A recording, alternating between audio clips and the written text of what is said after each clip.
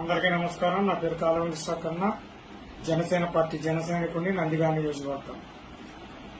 జన సైనికులారా, ఒకసారి ఆలోచించండి. పవన్ కళ్యాణ్ గారు 24 సీట్లు తీసుకున్నారు, అసెంబ్లీ సీట్లు, 3 పార్లమెంట్ సీట్లు తీసుకున్నారు అని మనమే కుంగిపోకుండా పవన్ కళ్యాణ్ గారు తీసుకున్న ప్రతి నిర్ణయానికి మన జన సైనికులు కట్టుబడి ఉంటారు.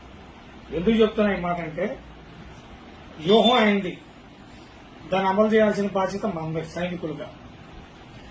వైసీపీ పేటీఎం ఈ లోపే ఎంటర్ అయిపోద్ది దీంట్లోకి. పవన్ కళ్యాణ్ కాపుల్ని తాకడ పెట్టాడు, పవన్ కళ్యాణ్ గారు ప్యాకేజీ కమ్ముడు పోయాడు. పవన్ కళ్యాణ్ గారు కాపులు తాకడ పెట్టడానికి పవన్ కళ్యాణ్ కుల నాయకుడు కాదు, ఒక రాష్ట్ర జాతీయ నాయకుడు.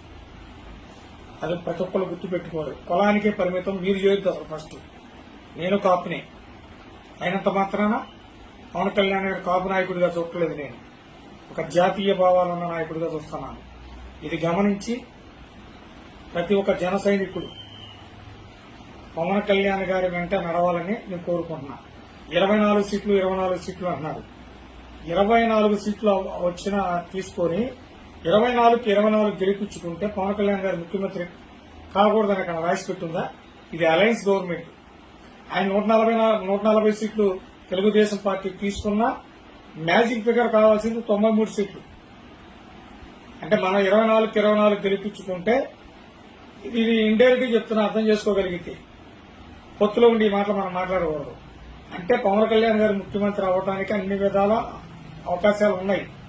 దీన్ని మనంగా కించపరుచుకొని ఈ వైసీపీ పేటీఎం గాలు చేస్తున్న దాంట్లో మీరెవరు కూడా దూరొద్దని నా మనవి. మన నాయకుడు అడుగు జాడల్లోనే నడవాలి. ఒక్క ఎమ్మెల్యే లేని పవన్ కళ్యాణ్ గారి వెనకాల రాష్ట్రం రాజకీయం మొత్తం తిరుగుతుందంటే ఆయన ఎంత నిజాయితీగా పనిచేస్తున్నాడో అర్థం చేసుకోవాలి. ఒక నాయకుడేమో నేను 5 ఎకరాలు అమ్మాను, ఒక నాయకుడు 10 ఎకరాలు అమ్మాను.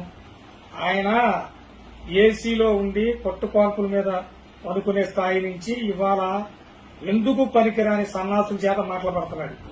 అది మీరు గమనించుకోండి. దానికి తగ్గట్టే మీరు కూడా నడవండి. అంటే నేను 5 ఎకరాలు అమ్మానంటే ఆయనకి ఎన్ని కోట్ల రూపాయల ఆదాయాలు ఉన్నాయి, ఒక యాడ్ చేస్తే ఎన్ని కోట్లు వస్తాయి? అవన్నీ వదులుకొని వచ్చింది ప్రజాసేవ చేయడానికి. ఆయన ఒక యాడ్ తీసుకుంటే చాలు, ఆయన ప్యాకేజ్ అమ్ముడిపోయింది, ఒక ఎదవా సన్నాసులు మాట్లాడుతున్నారు. ఇవన్నీ పరిగణలో తీసుకోవచ్చు. 24 సీట్లు పవన్ కళ్యాణ్ గారు ఏ అభ్యర్థులు అయితే నిలబెడతారో మన జన సైనికులుగా ముందు మన కర్తవ్యం ఏంటంటే మన అభ్యర్థుల్ని ఫోకస్ చేసి గెలిపించుకోవడానికి మన ప్రయత్నాలు చేయాలి. అలాగే పవన్ కళ్యాణ్ గారు అలయన్స్ లో వచ్చారు. టీడీపీ కూడా మన మిత్ర పక్షం కాబట్టి దానికి కూడా అనుకూలంగా పనిచేయాలి. ఇది పవన్ కళ్యాణ్ గారి కోరిక. ఈ రాష్ట్రంలో యాంటీ ఓటు చేరకూడదు. మళ్లీ కర్మజాలక వైసీపీ ప్రభుత్వం అధికారంలోకి వస్తే ఈ రాష్ట్రం అంధకారంలోకి అయింది. ఇది తెలుసుకొని ప్రతి జన సైనికుడు ఒక పవన్ కళ్యాణ్ గారి మాట శిరోధార్యంగా భావించి మనందరం కూడా పవన్ కళ్యాణ్ గారికి అండగా ఉండాలని నా మనవి. జై జనసేన.